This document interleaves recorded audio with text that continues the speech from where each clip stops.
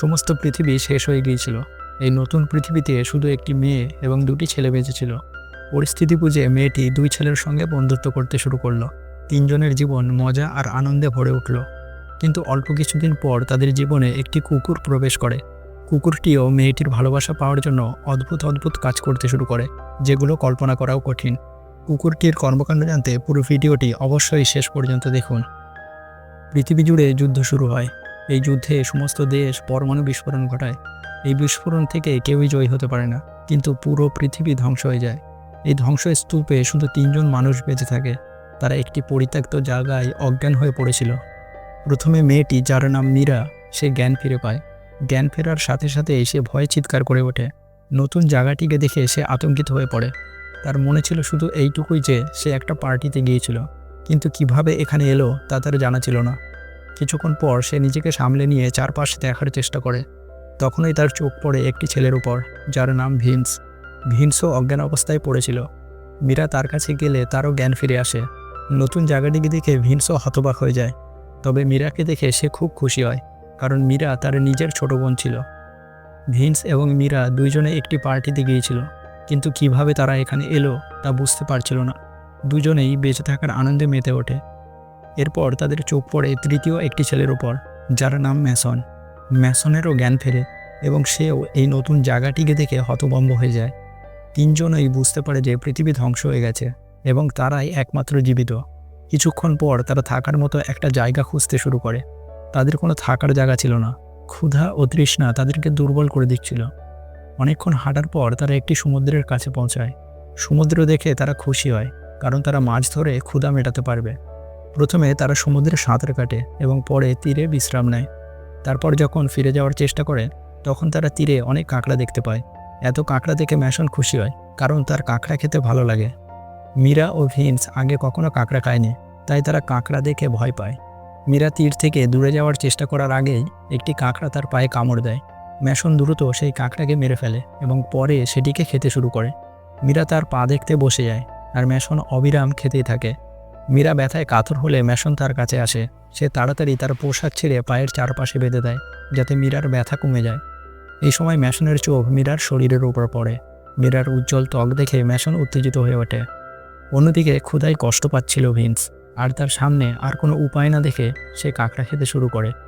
ম্যাসনের আচরণ মীরাকে এতটাই উত্তপ্ত করে তোলে যে সে ম্যাসনের সঙ্গে সহজেই গভীর মুহূর্তে লিপ্ত হয়ে পড়ে। কিছুক্ষণ পর তারা তিনজন আবার রওনা দেয় একটি থাকার জায়গা খুঁজতে। কিছুক্ষণ হাঁটার পর তারা একটি বাড়ি দেখতে পায়। তারা দ্রুত সেই বাড়িতে ঢোকে। তবে বাড়িটিতে পান করার মতো পানি বা খাওয়ার জন্য কিছুই ছিল না। পুরো বাড়িটিতে কোনো মানুষ ছিল না, তবে একটি কুকুর ছিল যে লুকিয়ে তাদেরকে দেখছিল। তারা যখন বাড়ি থেকে বের হয়, তখন সেই কুকুর তাদের সামনে এসে চিৎকার করতে শুরু করে। তারা বুঝতে পারে যে কুকুরটি তাদের কিছু দেখাতে চাইছে। তিনজনই কুকুরটির পিছনে হাঁটতে শুরু করে। কিছুক্ষণ হাঁটার পর তারা একটি সবুজ জায়গায় পৌঁছে যায়। জায়গাটি দেখে তারা খুব খুশি হয়ে যায়, কারণ এখানে খাবার এবং পানির অনেক উৎস ছিল। মানুষের বেঁচে থাকার জন্য যা যা প্রয়োজন সব কিছুই এখানে ছিল। তারা ঠিক করে যে তারা এখানেই থাকবে। কিছুক্ষণ পর রাত হয়ে যায়। তারা আগুন জ্বালায় এবং আগুনের পাশে বসে ফল খেতে থাকে। কুকুরটিও সেই জায়গায় ছিল এবং তখনই সে একটি খরগোশ মেরে নিয়ে আসে। খরগোশটিকে মাটিতে রেখে সে চিৎকার করতে থাকে। কুকুরের চিৎকার শুনে তারা ভয় পেয়ে যায়। তারা ভাবে হয়তো কোনো বিপদ এসেছে। ম্যাসন সাহস করে সামনে এগিয়ে যায় এবং খরগোশ দেখে সে খুশি হয়ে যায়। সে সবাইকে জানায় যে কুকুরটি তাদের জন্য খরগোশ এনে দিয়েছে। কুকুরের কাজ দেখে তারা আনন্দিত হয়। আসলে কুকুরটিও রান্না করা মাংস খেতে চেয়েছিল। ম্যাসন দ্রুত মাংস রান্না করে এবং তিনজন মিলে সেটি খেতে শুরু করে। কুকুরটিও মাংস চায়। মীরা কুকুরটিকে মাংস দিয়ে দেয় এবং তার প্রতি ভালোবাসা অনুভব করে। মীরা কুকুরটির নাম রাখে গ্যারি। মাংস খাওয়ার পর ম্যাসন আবার মীরার গুহায় ধামাকা করে। গ্যারি তাদের কাছে বসেই সব কিছু দেখে, তবে ভিন্স তাদের এমন আচরণে বিরক্ত হয়ে একপাশে চলে যায়। ম্যাসন কিছুক্ষণ পর ঘুমিয়ে পড়ে। মীরা তখন হাত মুখ ধুতে থাকে। যখন সে ভিন্সকে দেখতে পায় না, তখন সে চিন্তিত হয়ে তাকে খুঁজতে বের হয়। কিছুক্ষণের মধ্যে সে ভিন্সের কাছে পৌঁছে যায়। এই দৃশ্য দেখে মীরা তার সমস্যার কারণ জানতে চায়। তখন ভিন্স তাকে জানায় যে সে একাকিত্ব অনুভব করছে। ভিন্সের কথা শুনে মীরা বুঝতে পারে যে ভিন্স ভালোবাসা চায়। মীরা তাকে খুশি দেখতে চেয়েছিল, তাই সে তাকে উষ্ণ করে তোলে। এরপর ভিন্স মীরার গুহায় বিস্ফোরণ ঘটাতে শুরু করে। গ্যারি তাদের এই কার্যকলাপ লক্ষ্য করছিল এবং তার এইসব মোটেও ভালো লাগছিল না। পরের দিন দুই ছেলেও কাজ করছিল, আর মীরা গ্যারির সাথে খেলছিল। দুই ছেলে কাঠ কাটছিল যাতে তারা একটি ছোট ঘর বানাতে পারে। এদিকে মীরা গ্যারির সাথে ঘুরে বেড়াচ্ছিল। একসময় মীরা কিছু ফল দেখে তা খেতে শুরু করে, আর গ্যারি একটি খরগোশের পিছনে তাড়া করে। গ্যারি আবার মাংস খেতে চাইছিল, তাই সে দ্রুত সেটিকে মেরে ফেলে। কিছুক্ষণ পর তিনজনই মাংস খেতে বসে। গ্যারিও তাদের সাথেই ছিল এবং তারা তাকে মাংস খেতে দেয়। তিনজন এখানে এসে বেশ খুশি ছিল। খাবার দাবারের কোনো অভাব ছিল না এবং গ্যারি মাংসের ব্যবস্থাও করে দিত। কিছুদিন পর দুই ছেলের পোশাক ছিঁড়ে গিয়েছিল এবং তাদের পরার মতো আর কিছুই ছিল না। মীরার অবস্থাও একই রকম ছিল। মীরা সারাদিন গ্যারির সাথে ঘুরে বেড়াতো এবং গ্যারিও তার সঙ্গ পছন্দ করত।